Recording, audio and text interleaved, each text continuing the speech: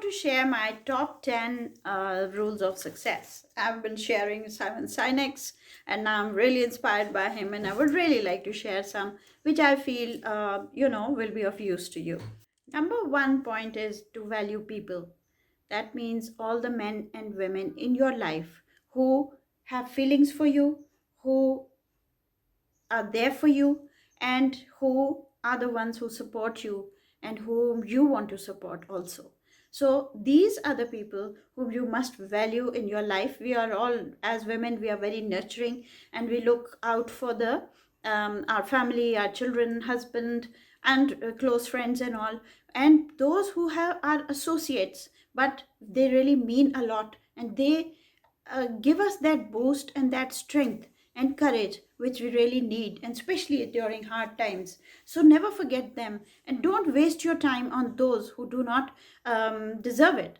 And in this point, I would definitely like to insist, avoid online relationships, and you need to just disregard them, as they are just taking away the time which is deserved by your family members and your close friends. So you have to value people and relationships. So there are four basics of successful living in both worlds, and these four basics are: number one, being truthful; number two, not cheating और धोखा नहीं देना अपने किसी को; number three is being pleasant, खुश अखलाक होना; और number four is हराम की कमाई को बचना और हलाल की कमाई में से अपना गुजर बसर करना. The third point, which is the very important, is to take full responsibility of your own well-being. अपना खुद ख्याल रखें. हम लोग दूसरों का ख्याल इतना ज़्यादा रखते हैं कि हम सोचते हैं कि दूसरे भी हमारा ख्याल रखेंगे. नहीं, जब हम इतने लोगों का ख्याल रख सकते हैं तो हम अपना भी ख्याल रख सकते हैं. और अगर हमने इतने ज़्यादा लोगों का ख्याल रखना है तो हमने सबसे पहले अपना ख्याल रखना है. अपना ख्याल किस किस तरीके से रखना है कि अपने जिस्मानी तौर पे, that is your physical well-being, your spiritual well-being, रूहानी तौर पे, जिस्मानी तौर पे, जहनी तौर पे, इंटेलेक्चुअली, और वीकली बेसिस पे आपने इन सारी चीज़ों के बारे में सोच के लिख के रखना है कि इस हफ्ते मैंने अपने लिए ये चीज़ें करनी हैं.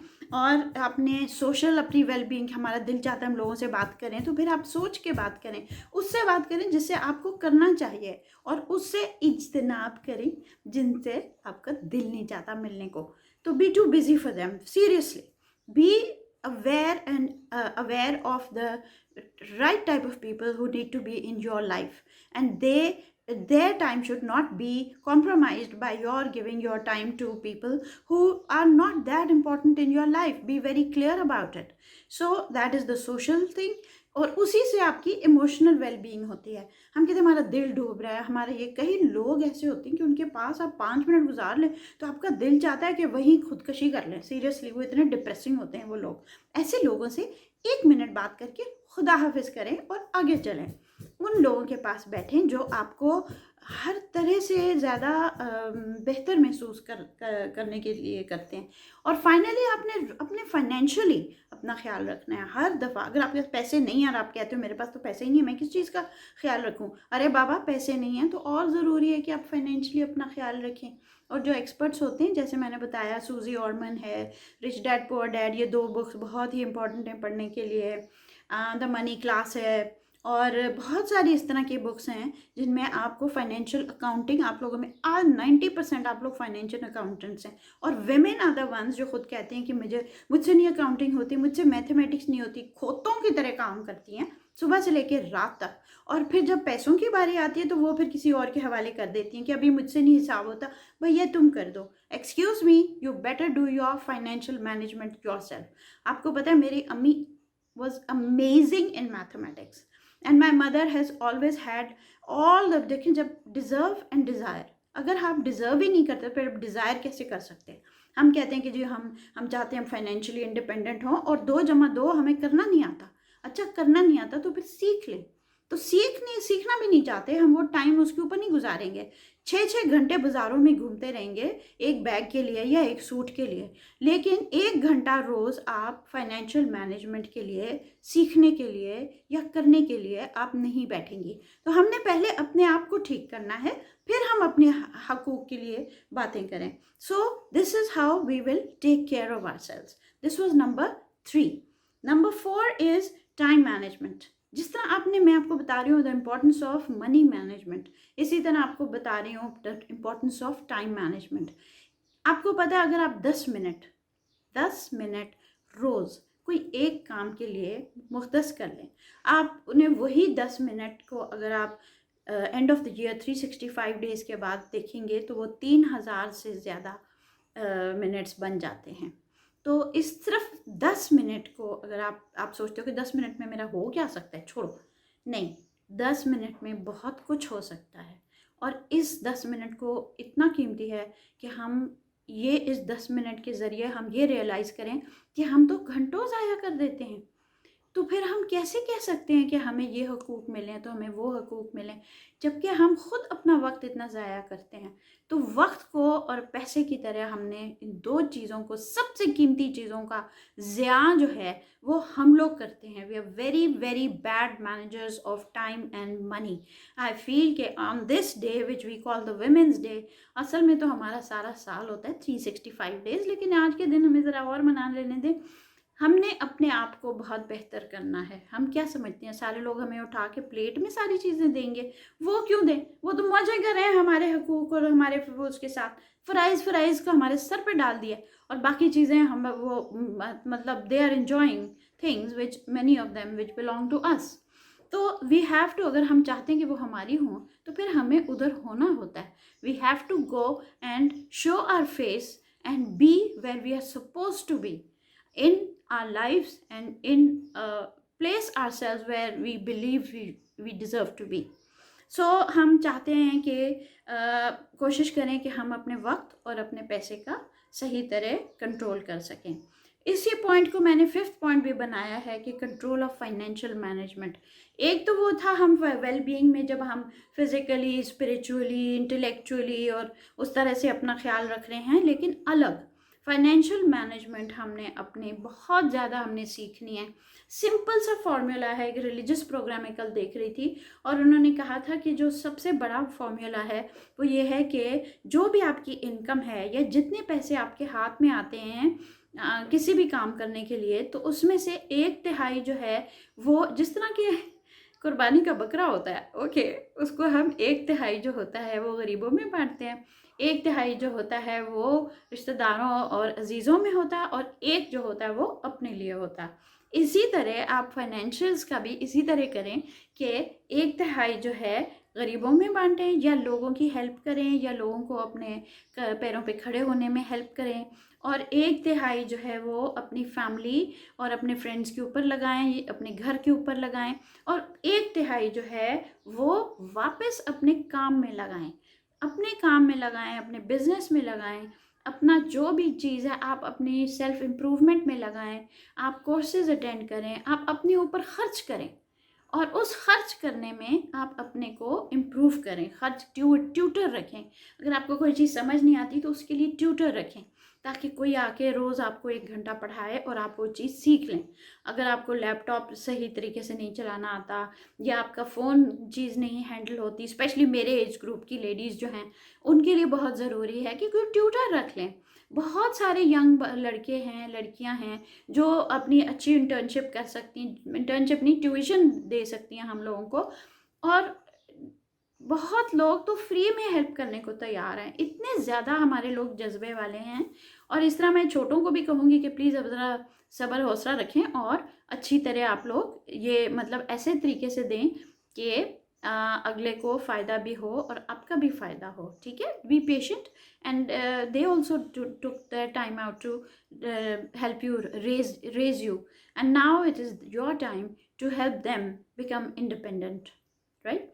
अच्छा चलो, तीसरी चीज़ क्या है, गिव का तो मैंने अभी भी बताया. 1/3 is a big amount. Right. हमारे इस्लाम में तो अल्लाह मियाँ ने हमारे साथ इतना है वो किया कि 2.5% देना है, तो 2.5% दे दें.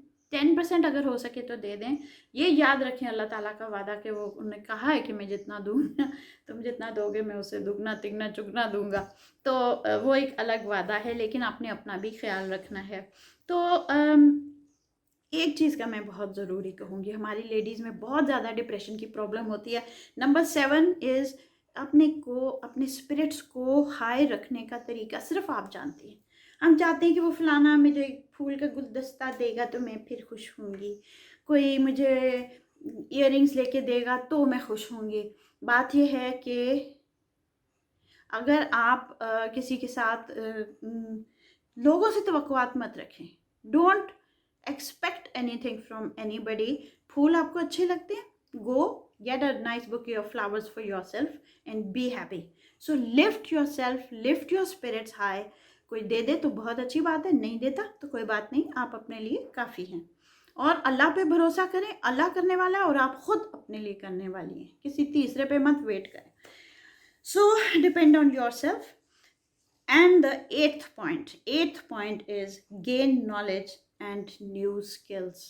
I cannot emphasize this enough. आप लोग gain as much knowledge as you can and learn new skills. आप मैंने तो अपना एक बनाया हुआ है कि हर डिकेड ऑफ लाइफ में मैंने कोई ऐसी नई चीज़ की है जो मैंने कभी ना सोची, ना की, ना कुछ, लेकिन मैं अपने को उसी में ट्रेनिंग करती हूँ। अब आप देखो कि यूट्यूब शुरू कर दिया है, मतलब नहीं आता तो करने से आ जाएगा। गलतियाँ होंगी, 2-4 गलतियाँ होंगी, फिर 6-8 होंगी। कहते हैं कि जो जो जितना ज़्यादा काम करता है उतनी ज़्यादा गलतियाँ करता है, लेकिन फिर उतने ज़्यादा सक्सेसेस भी उसी के होते हैं जो कोशिश ज़्यादा करता है। तो आप भी बहुत कोशिश करें, जिस चीज़ का आपका दिल चाहता है उसको करें, उसके बारे में सीखें, उसके बारे में नॉलेज गेन करें। So we were talking about learning to do something new in every decade of your life. And decade बहुत बड़ी चीज़ होती है, आप लोग तो हर 5 साल बाद कोई नई नई चीज़ कर लिया करें। तो मैंने देखा कि तकरीबन वो बन ही जाता है, क्योंकि लाइफ इतनी इवॉल्व होती है, आप खुद ग्रो करते हो, आपकी फेज़ इन लाइफ चेंज होती रहती है, नई डेवलपमेंट्स होती रहती हैं in the world and in other places. तो आप भी साथ साथ उसी तरह ग्रो करते हो और डेवलप होते हो।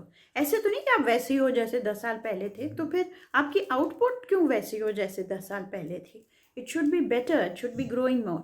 सो that was the thing. And number 10 is keep a hotline with God. Seriously I feel this is the most important thing. Allah Taala को अपने साथ जोड़ लें, हर काम में जोड़ लें। आप जो भी चीज़ करते हैं, किसी भी चीज़ के लिए करते हैं, उसमें आप कह दो कि ये मैंने अल्लाह के वास्ते कर दिया है। अपने दिल में ये करें, चाहे आप अपने बच्चे के लिए कुछ कर रहे हैं, अपने सर्वेंट के लिए कर रहे हैं, गरीबों के लिए कर रहे हैं, अपने लिए अगर आप अपने लिए अपना ख्याल रख रही हैं तो अल्लाह के लिए कर रही हैं कि भाई अल्लाह ताला ने मुझे ये बॉडी दी है, ये मुझे ज़िंदगी दी है और मैं अपना इसलिए ख्याल रख रही हूँ ताकि मैं उससे बेहतर से बेहतर सेहत पे रही हूँ, और मैं अच्छी सेहत में होंगी तो मेरा आउटपुट ज़्यादा अच्छा होगा और मैं अल्लाह के काम अच्छी तरह कर सकूँगी। ज़हनी और जिस्मानी तौर पे अगर मेरा अच्छी हालत होगी तो मैं बाहर लोगों के काम आ सकती हूँ, वरना तो मैं नहीं आ सकती, वरना तो मैं हर एक के ऊपर बोझ बन जाऊँगी। तो इसलिए it is very important to keep that hotline with God. और एक तो वो चीज़ें हैं जो हम कर रहे हैं, जो हम करना चाहते हैं, जो हम उसके करीब हैं, हर वक्त हम उसके लिए दुआ मांग रहे होते हैं, असल में तो हम कुछ भी नहीं हैं। एज आई स्पीक, वो जो फेमस गोल्फर हैं, he had a terrible accident and मतलब हट्टा कट्टा आदमी, बिल्कुल सेहत में अच्छा बंदा, और वो सडनली उसकी इतनी हड्डियाँ इतनी बुरी तरह टांगों की टूटी हैं, अब पता नहीं वो चल सकेगा नहीं चल सकेगा, कैसा होगा। मतलब हम लोग इतने बेबस हैं, इतने हम लोग हेल्पलेस हैं। अल्लाह ताला की करम है जो हम हमारे हाथ पैर सलामत हैं, हम काम कर सक रहे हैं, हम बात कर सकते हैं, हम चीज़ें कर सकते हैं। तो अल्लाह ताला को हमने हर कदम पे याद रखना है, हर मौके पे याद रखना है, हर उठते बैठते करना है। ये नहीं कि हम सिर्फ इबादत करते हुए उसको याद करें, बल्कि हम हर काम करते हुए उसको याद करें। और जब हम उसको याद करेंगे तो फिर वो याद है जो मैंने 4 पॉइंट्स बताए थे, सच बोलने वाला और धोखा ना देना और वो हलाल की कमाई खाना, और इस तरह की चीज़ों में फिर और आसानी हो जाएगी। जब आप अल्लाह मियाँ को याद रखोगे फिर आप ऐसी चीज़ों की, गलत चीज़ों की तरफ भटकोगे भी नहीं, और एटलीस्ट इट हेल्प्स। तो the thing is to just get connected with God and try to be as, आपके अमाल दिखाने चाहिए कि हाँ, इन आपके अमल से लोगों को नज़र आना चाहिए कि ये अल्लाह का बंदा ये काम कर रहा है, या अल्लाह का बंदा ये काम कह रहा है। तो वी ऑल नीड टू हम जि, जितना भी हो सके, जिस तरीके से भी हो सके, अपनी समझ के मुताबिक, अल्लाह मियाँ को पता है कि हम क्या कहते हैं, गलतियों के पुलते हैं गलतियों के पुतले हैं, हमसे बहुत गलतियाँ होती हैं ज़िंदगी दिल में, हमारे से हज़ारों गलतियाँ हो जाती हैं, लेकिन हमें ये भी पता है कि अल्लाह ताला रहमान और रहीम है, and we are so dependent on him for our well being, for our health, for our future, for our present, and how we look at our past, everything. So we have to keep him in our view. Our soul should be fully connected with him at all points in life, and only then can we have a blissful and successful life. So these are my 10 points. I hope you like them.